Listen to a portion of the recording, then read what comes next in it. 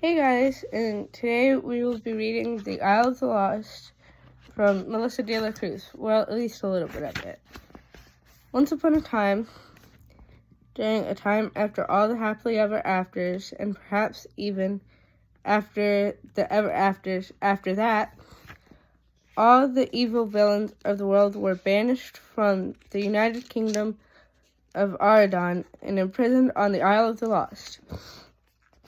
There, underneath a protective dome that kept all manner of enchantment out of their clutches, the terrible, the treacherous, the truly awful, and the severely sinister were cursed to live without the power of magic.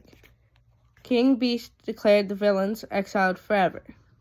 Forever, as it turns out, is quite a long time. Longer than an enchanted princess can sleep. Longer, even, than an imprisoned maiden's tower of golden hair. Longer than a week of being turned into a frog. And certainly much longer than waiting for a prince to finally get around to placing that glass slipper on your foot already. Yes, forever is a long, long time. 10 years, to be specific. 10 years that these legendary villains have been trapped or on a floating prison of rock and rubble. Okay, so you might say 10 years isn't such a long time, considering. But for these conjurers and witches, viziers and sorcerers, evil queens and dark fairies, to live without magic was a sentence worse than death. And some of them were brought back from death, only to be placed on this island. So, they should know. Without their awesome powers to dominate and hypnotize, terrorize and threaten, create thunderclouds and lightning storms, transform and disguise their features, or lie and manipulate their way into getting exactly what they wanted, they were reduced to hardscrabble lives, eking a living, selling and eating slop, scaring no one but their own minions, and stealing from each other. It was hard even for them to imagine they once had been great and powerful. These poisoners of forest apples and thieves of undersea voices. These usurpers of royal power and owners of petulant mirrors. Now their lives were anything but powerful. Now they were ordinary, everyday. Dare it be said, dull? So it was with great excitement and no small fanfare that the island gathered for a one-of-a-kind event, a 6-year-old princess's wickedly wonderful birthday party. Wicked being something of a relative term under a dome that houses a bunch of powerless former villains. In any event, a party it was. And it was the most magnificent celebration the isolated island and its Spanish citizens had ever seen. And the tales of its Gothic grandeur and obnoxious opulence would be told for years to come. The party to end all parties, this lavish occasion transformed the ramshackle bazaar and the rotting storefront in the middle of the island into a spooky, spectacular playground full of ghostly lanterns and flickering candles. Weeks before, a flock of vultures had circled the land, dropping invitations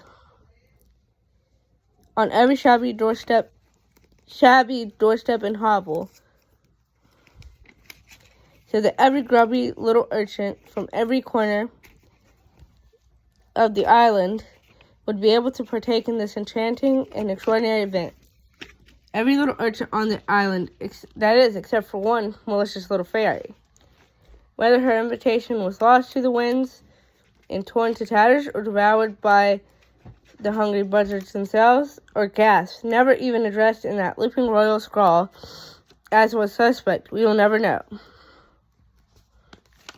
But the result was the same. Above all, the tumultuous bazaar, up high on her castle balcony, 6-year-old Mal pulled on the locks of her thick purple hair and pursed her lips as she observed the dark and delicious festivities below. what she could make of them at least. Then she saw the tiny princess. There she saw the tiny princess, the fairest of the island, sitting on her rickety throne. Her hair as blue as the ocean, her eyes as dark as night, and her lips as pink as roses. Her hair was pulled back from her face in a pretty V braid, and she laughed in delight at the array of marvels before her. The princess possessed a darling giggle that was so entrancing, it brought a smile to haughty Lady Tremaine's face. She, of the thwarted plans to marry her daughters to Prince Charming, the ferocious tiger Shere Khan, was practically purring like a contented kitty.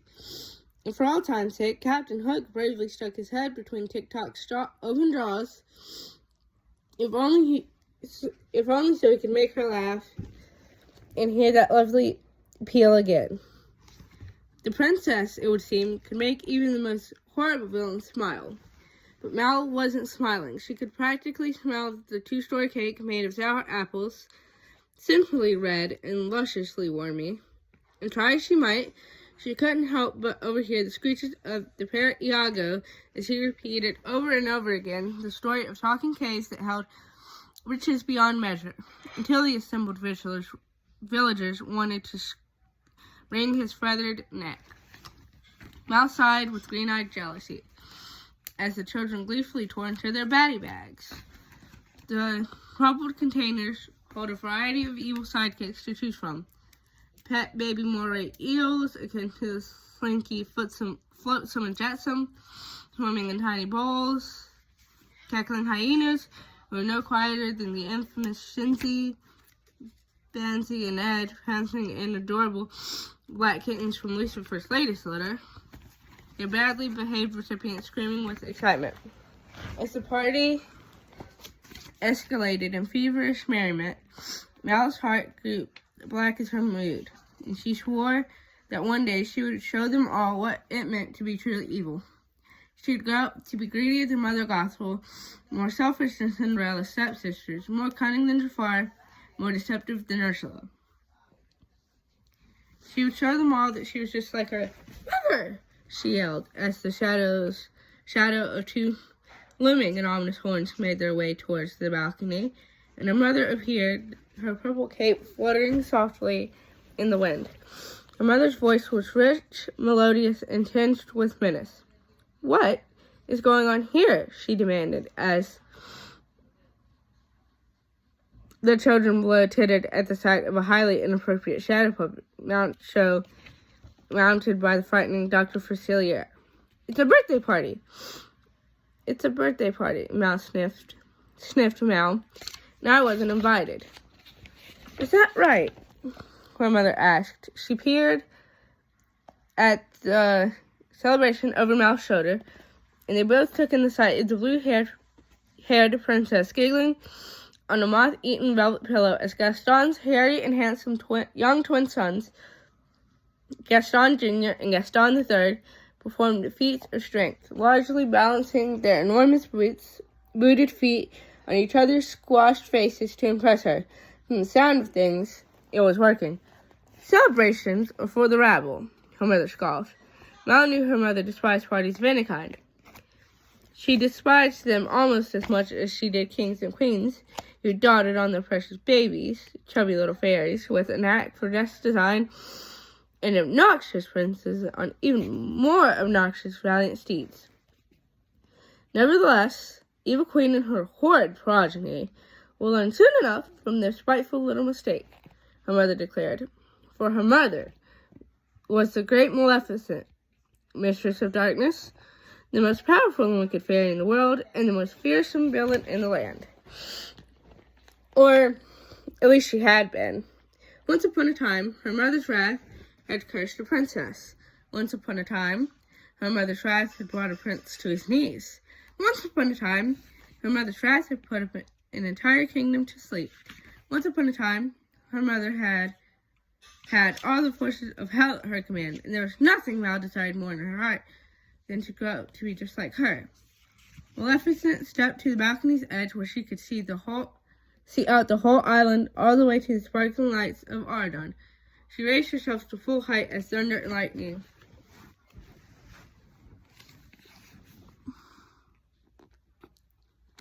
cracked and boomed, and rain began to pour from the heavens. Since there was no magic in our island, this was just wickedly good coincidence. The party came to a halt, and the gathered citizens were paralyzed at the sight of their leader glaring down at them with their full force of her wrath. "This celebration is over," Mal's mother declared. "Now shoo, flee, and scatter like the little fleas you are. And you, evil queen, and your daughter, from now on, you are dead to the entire island. You do not exist. You are nothing. Never show your faces anywhere ever again, or else." Just as quickly as it had gathered, the group dispersed on their way eyeing Maleficent's frightening henchmen. The boar-like guards, wearing aviator caps, pulled down low over their eyes. Mal caught a glimpse of the blue-haired princess looking fearfully up at the balcony before being whisked away by her equally terrified mother. Mal's eyes glittered with triumph, her dark heart glad that misery had caused such wondrous maleficence. Okay, so that's it for the prologue of The Isle of the Lost, and let me know if you want me to read more. Thank you. Good day.